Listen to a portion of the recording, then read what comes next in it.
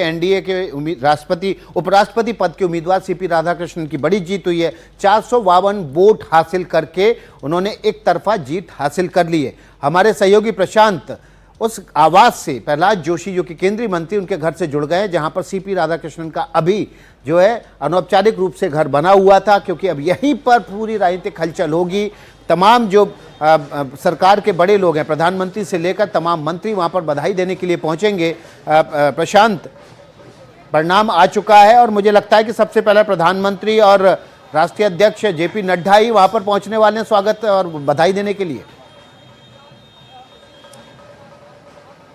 जी देखिए विकास, जैसे ही परिणाम आया है सारा फोकस अब यहाँ शिफ्ट हो रहा है। आपने बिल्कुल ठीक कहा। अब से कुछ देर पहले किरेन रिजिजू जी पहुँचे हैं। ये प्रहलाद जोशी का घर है। 8:30 बजे प्रधानमंत्री के पहुँचने की संभावना है। साथ ही साथ गृह मंत्री अमित शाह, रक्षा मंत्री राजनाथ सिंह, ये सब पहुँचेंगे।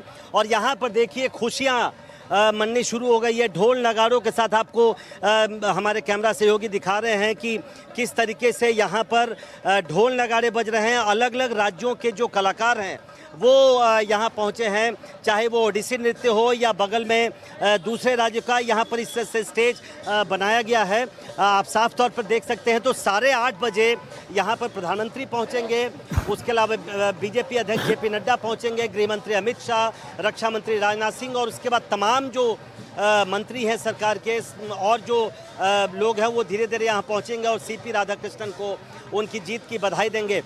थोड़ी दूर अभी हम लोग खड़े हैं विकास, जो 11 अकबर रोड का ये आवास है। देखिए फूलों से सजाया गया है प्रहलाद जोशी का ये आवास। आप जानते हैं कि सीपी राधाकृष्णन अभी भी महाराष्ट्र के राज्यपाल हैं, लिहाजा रात में वो उनका जो निवास स्थान वो महाराज सदन होता था, लेकिन दिन भर जो उनका कार्यालय होता था वो यही घर होता था, 11 अकबर रोड। और ये एक संयोग भी है विकास की, जब मुझे याद है द्रौपदी मुर्मू जब 2022 में राष्ट्रपति बनी थी तो उनका भी एक तरह से औपचारिक कार्यालय यही घर होता था।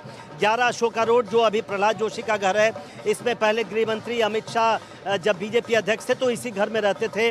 तो ये फूलों से ये सजाया गया और पूरी तैयारी आप समझ सकते हैं। चूँकि प्रधानमंत्री आने वाले हैं तो यहाँ पर सुरक्षा अभी बहुत ज़्यादा है। यहाँ पर गाड़ियाँ रुकने नहीं दी जा रही हैं।